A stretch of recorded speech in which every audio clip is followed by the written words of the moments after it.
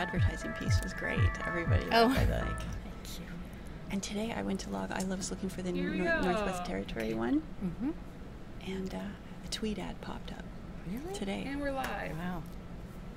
Hi, I'm Jackie Miller. We're live here in the Ottawa Citizen Newsroom. I have as my guest Trina Fraser. She's one of the top cannabis business lawyers in the country on this day one of legal recreational marijuana in Canada.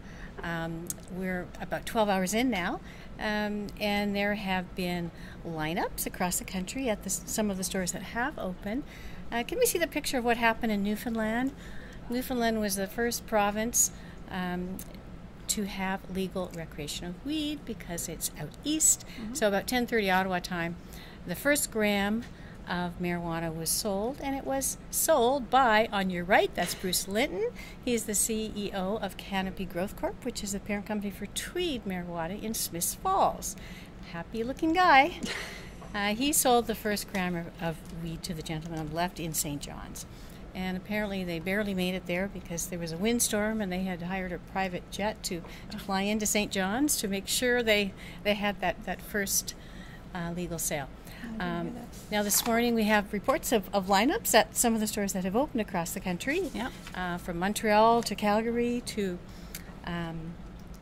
Kamloops, which is the sole store in BC. Right. Trina, can you give us an idea of how this is unrolling across the country in terms of where people are able to buy cannabis? So there's some type of online source in every province and territory across the country now, and I've tweeted out actually a little source of, depending on what province or territory you are in, where you could, what website you can go to, and then we have that. I think there was 111 or so stores that actually opened today. So we're going to see, really over the next year or so, those storefronts continue to open, and this is certainly not indicative of how many we're going to have at the end of the day. Obviously 111 stores doesn't make any sense across the entire country, but it's just going to take some time for us to get a full rollout. Okay, so we're starting small. In fact, in Ontario, which has recently announced that it will allow private stores, some of the officials have estimated there might be 500 to 1,000 stores in this province alone. Yeah, I think that's not unrealistic. Estimate? For sure, there's going to be that much interest in applications. We still have yet to see what the practical limitations of how many licenses can any one person have, how close can stores be to each other, how far away from schools do they have to be. So those are going to, when we find out those details, that will probably to some extent dictate how many stores we're going to see. Okay. Now, one of the most controversial things about legislation, as it's implemented, is where people will be allowed to smoke pot. Now, there's different rules across the country. Can you give us a general idea of some of the different rules in different jurisdictions?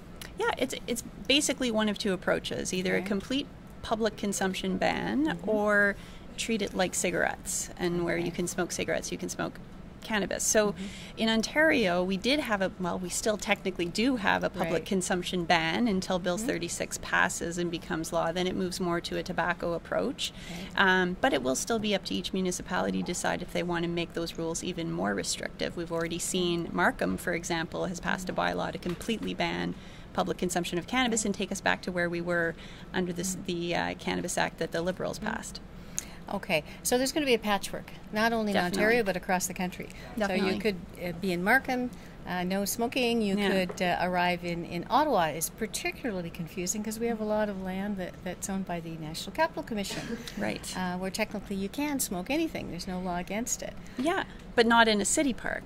But not in the city park. So you have to know which park you're in. Exactly. Is this a city park or is this an NCC park? Yeah. And is it today or tomorrow? Yeah, it's going to take some time. I mean, if you're traveling especially and you're not really familiar with the rules, you're going to have to, make it a little bit of effort to find out before you light up. Okay. I remember a while back you said you were going to come up with an app to help people out. You press a button and say, am I legal? Here I am. GPS. Yeah. What can I do here? Yeah, I've designed it up here. Okay. It's just finding the time to actually execute on that. I don't know, maybe somebody else is already. I think it's a great. I think you should do it. I mean, the promotional restrictions are challenging, so I haven't totally figured out how to monetize it, but I do think that there's a need for it, and if I ever can get my head above water and breathe again, it's something I will actually turn my mind to if it hasn't already been done. Okay, let us know. Yeah. Now, it's a bit confusing, particularly in Ontario today, because the Conservative government has changed or wants to change several of the major rules, pot rules, one of which is in regard to public consumption. Right. So the Liberals had already passed a law saying no public consumption anywhere. Yeah. The Conservatives are amending that law to say you can smoke pot wherever tobacco smoking is allowed. However, that law has not been passed yet. Correct. It is still being debated as we speak, virtually, in the legislature. Yeah. So what's the situation today? I guess they're a day late. This was supposed to be done yesterday, I had thought. So technically today we do have a public consumption ban on all forms of cannabis, and hopefully maybe by the end of the day that will change. Okay. But, you know, I have to believe that there's going to be some leeway and flexibility. I mean, frankly, there is no legal source of cannabis, recreational cannabis today in Ontario anyway. So basically, unless you've driven to a store in Quebec and then come back, you wouldn't be in possession of legal recreational cannabis today in Ontario anyway. So we'll have to see, you know, really before it becomes an issue. Hopefully, Bill 36 passes and we're back to where the current government has announced we would be. It's expected to pass this afternoon, by the way. So what do you mean you can't be in legal possession today to smoke, unless you've driven to Montreal and bought something and brought it back? Well, because the Ontario Cannabis Store, online, is the only legal source right now of recreational cannabis in Ontario, and it doesn't do same-day delivery. So even if you ordered at 12:01 last night, which lots of people did, you wouldn't have it today necessarily. So you know that it's just not possible to have in your possession yet, again, unless you purchased from another storefront in another province and brought it to Ontario. Okay. So let's talk about what's on sale at the Ontario Cannabis Store, the online site. I think we were both checking it out last night around midnight. Yes, definitely. What were your impressions? Well, I mean, I wasn't surprised to see that the options were fairly limited at this point. We'd all, you know, been warned and were prepped for the fact that the supply is lacking at this point, and you know it's going to take a little bit of time to ramp all that up. But basically, what we were expecting, which is dried flower and pre-rolls and cannabis oil, both you know in a kind of a bottle form and in capsules, and seeds. So you know we'll.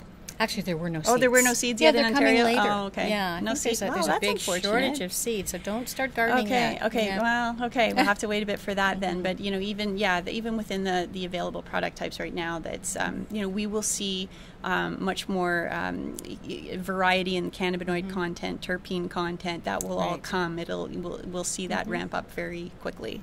Okay, I was quite surprised by the variety of brands available. It wasn't all just one company. I mean, the store has contracts with 32 suppliers, and a lot of them are represented already on the site. So a lot of brands that might not be familiar to people now, but presumably they will be before too long. Right, yeah. And only dried flower and oils. No edibles. Can you explain that? Well, I think the government wanted a little bit more time to figure out how to regulate edibles and concentrates safely. So you know, there was a deferral of that coming into the legal framework for up to 1 year. So those regulations have to be in place by October 17th, 2019. I think we'll see them before then. I think the government realizes that these are important products to have available as part of the legal framework in order to really compete with the illicit market. So I expect to see draft regulations published hopefully within the coming months, with a consultation period, and then them coming into force hopefully by summer next year. Okay, so that would include edible products. It would include things like baked goods, drinks. Several companies are developing cannabis conceivably drinks. Candy, concentrate such as the oil that is used in the vape pens, which are quite popular south of the border in American states that have legal marijuana. The THC ones, yes, because we have a THC limit on cannabis oil right now.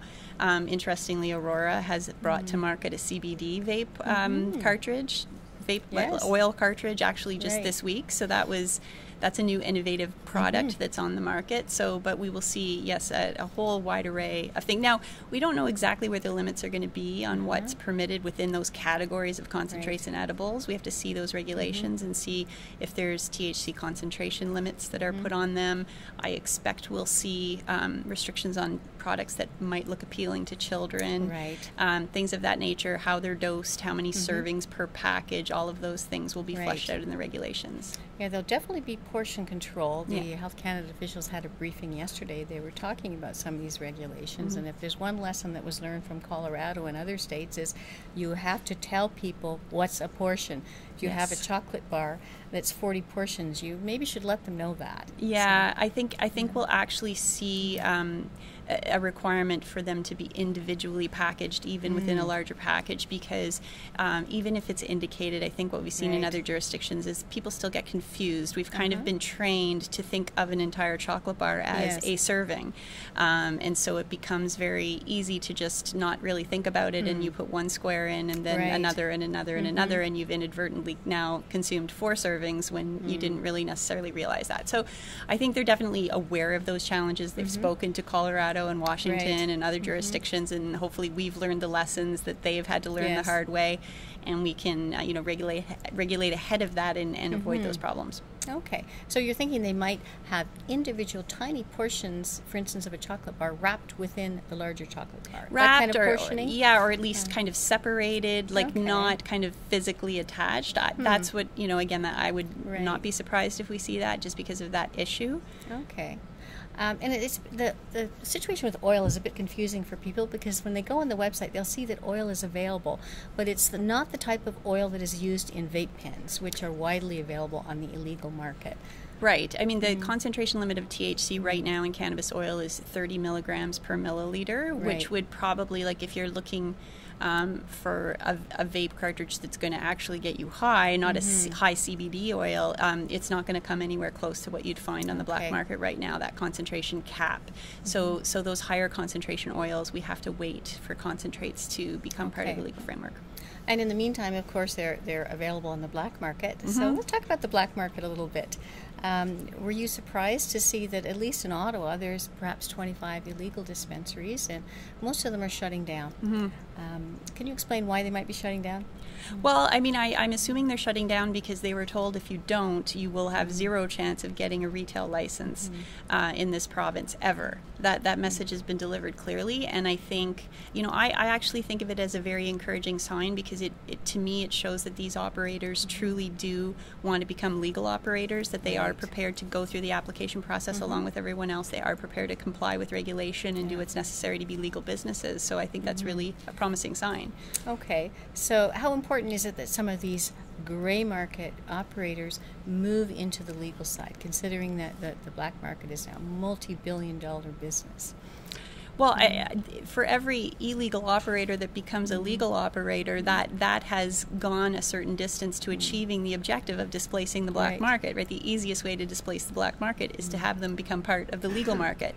So, that's my hope, is that to the extent that we can show people don't have connections to organized crime or aren't otherwise just an inherent threat to the legal framework, that they will be allowed to participate, and that will, the illegal market kind of problem will take care of itself that way.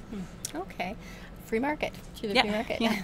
Okay. Let's talk about the border, the Canada-U.S. border. There's been so much confusion about what may or may not happen when Canadians try to cross the border and are asked, do you smoke pot? They might be refused admittance, or even for life. Yeah. Now, what's the latest on that?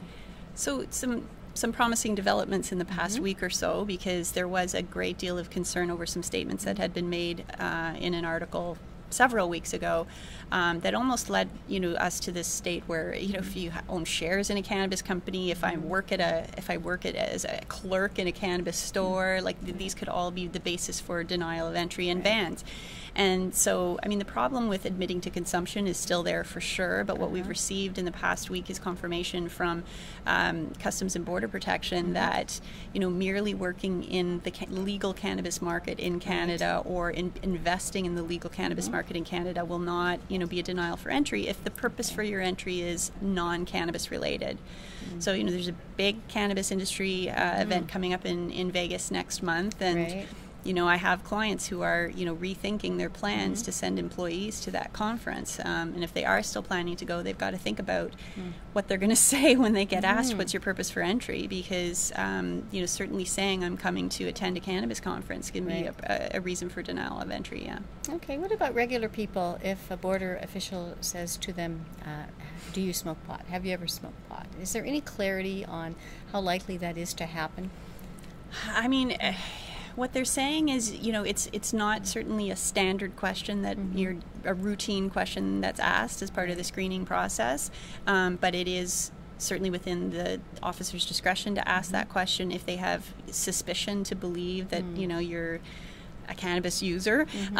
So I think that's why Bill Blair keeps saying don't go to the border looking like Cheech and Chong. He's saying don't create obvious reasons for them to suspect and then ask you that question. So I still expect that it will not be asked often, and if it is asked and you do answer yes, I have or I do consume cannabis, even if it's for medical purposes, then that again can form a basis for denial of entry.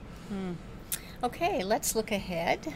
We're midway through day one, but this is just the start. As you say, once the government regulates concentrates and edibles in the next year, what kind of products do you think we'll see in cannabis stores? You know what? I think I'm probably limited by my imagination here, because I'm constantly hearing about very innovative products that are in development right now. So obviously we hear a lot about the infused beverages, and that's a big one.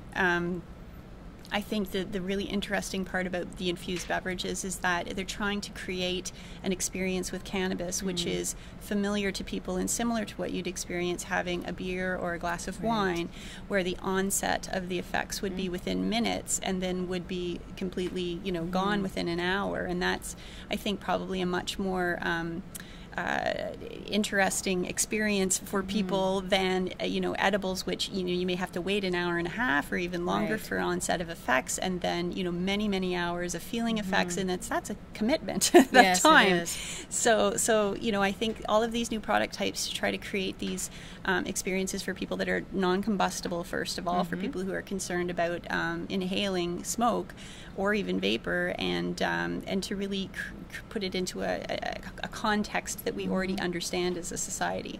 Okay. Stigma.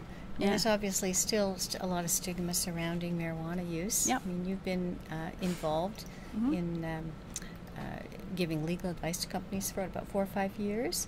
Have you seen that stigma decrease, and what's your prediction for how quickly that'll dissipate? I in the medical context, for sure I have, because I've seen with people that I know personally that use cannabis for medical purposes, going from a state 5 years ago where they would not admit that, they were afraid to admit that. Parents who were using cannabis for their children who were very ill were afraid of Child Protective Services getting involved if they found out, of losing their jobs if they found out. So we've certainly come a long way from that. I think in the medical context there's a great deal more acceptance, and I think that's only going to continue to increase as we see the recreational use legalized. And I think that's a good thing. I know the government keeps saying we don't want to normalize cannabis use. That's not the intent of legalization, but it will be the effect of legalization, and I think that's a good thing for public as a whole.